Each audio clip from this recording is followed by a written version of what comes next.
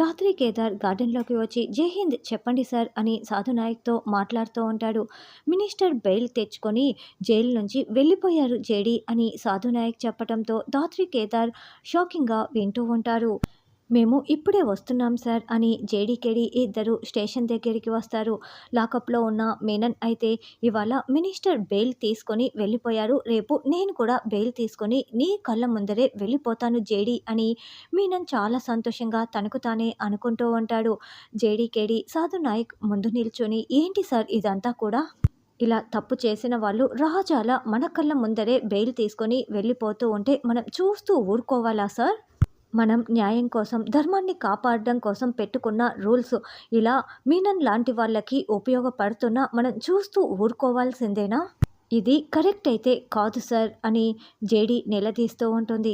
అయితే ఏం చేద్దాం అంటావు జేడీ అని సాధు నాయక్ అడగటంతో జేడీ ఏదో ఒక ప్లాన్ చెప్తుంది.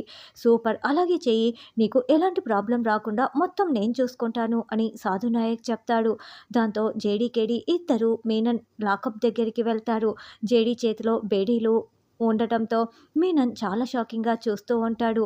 వెంటనే మీనన్ తన రెండు చేతుల్ని కూడా జేడీ ముందు పెట్టడంతో జేడీ బేడీలు వేస్తూ నవ్వుతూ ఉంటుంది. ఏంటి జేడీ నవ్వుతూ నా చేతులకి బేడీలు వేస్తున్నావు, ఏం చేయబోతున్నావు చెప్పు జేడీ చెప్పు అని మీనన్ టెన్షన్ పడుతూ అడుగుతూ ఉంటే, నేను నీలాగా జరగబోయేది ముందే చెప్పి సస్పెన్స్ని పాడు చేయను మీనన్, వెయిట్ అండ్ వాచ్ అని వార్నింగ్ ఇచ్చి మరి జేడీకేడి మీనన్ని లాక్కు వెళ్తూ ఉంటారు. జేడీ మీనన్ని ఎన్కౌంటర్ చేసేస్తుందా అన్నది రానున్న ఎపిసోడ్లో తెలుసుకుందాం.